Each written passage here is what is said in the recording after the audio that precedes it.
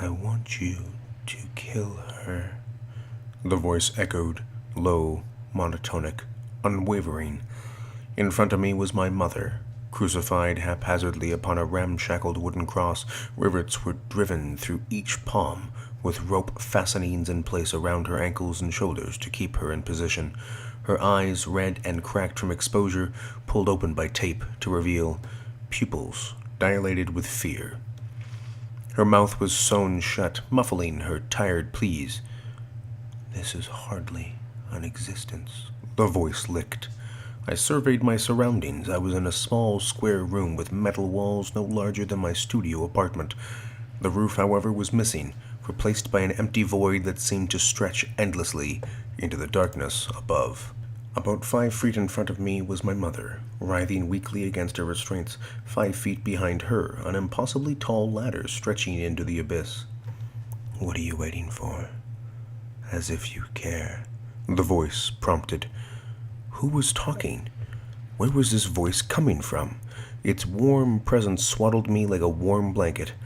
In one swift surge, the gravity of the situation dawned on me. I didn't know where I was. I didn't like being lost. I felt the kick of adrenaline into my bloodstream, my heart beating against my ribcage, my hands clammy. I clenched them repeatedly. Open, closed. Open, closed. I needed to get out of here.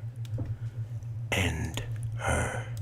My gaze dashed to my right-hand side to find a surgical stand stocked full of pain-inflicting paraphernalia. A knife, a rope, a pistol, razor blades, full needles, strange pills, and powder. An arsenal fit to maim, disfigure, destroy. I reached for the razor blade. I could cut the stitching on my mother's mouth, garner some insight into what the fuck was going on. My mother always knew what was going on. With the razor blade in hand, I walked gingerly up to my mother, whose eyes lit up as I approached, and through all the pain, tears, and stitches, as I drew closer, she smiled. I held my left hand to coddle my mother's face, with the razor blade still pinched in my right, and as my mother nuzzled her face into my palm, I cracked. I wept harder than I've ever wept before. Full-bodied, racking sobs crashed over me, because it didn't matter how bad anything got. It didn't matter how broken the situation or how broken the person. My mother was just happy that I was there. I steadied myself and lifted up my right hand, trembling as I drew closer to her face, ready to pick away at the stitches to the best of my ability. The first few snapped, and then the next, until all the stitches had been split and I had liberated her mouth from its cage. I exhaled raggedly, leaning back to look deeply into my mother's eyes. Mom? But as tears fell down her cheeks through her warm, loving smile, she uttered one word. Climb. I peered past her towards the ladder, then looked back towards her for reassurance.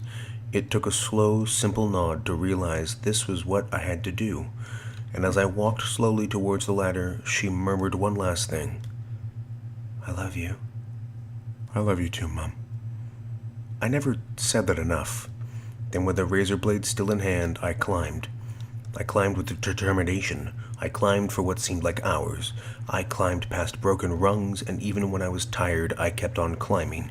I cried as I climbed, but I pushed through, with snot dribbling down my chin and tears clouding my vision. I reminisced as I climbed. I climbed through good memories. I climbed through bad memories. I climbed through the time when I had the flu and my mother came around to do my laundry, and I climbed through the time my girlfriend cheated on me. I climbed because I was sick of this dark room. I climbed to make my mother proud, and as I climbed, the darkness subsided, opening itself up to light. I could see where the ladder ended now. I could see my way out. As I placed my hand on the last rung of the ladder and pulled myself up over the edge, I was overcome by brightness. The light subsided, and as I got my bearings, I found myself on my back in my bathtub, still clutching the razor blade. Urgent knocking on my bathroom door roused me from my daze. It was my mother.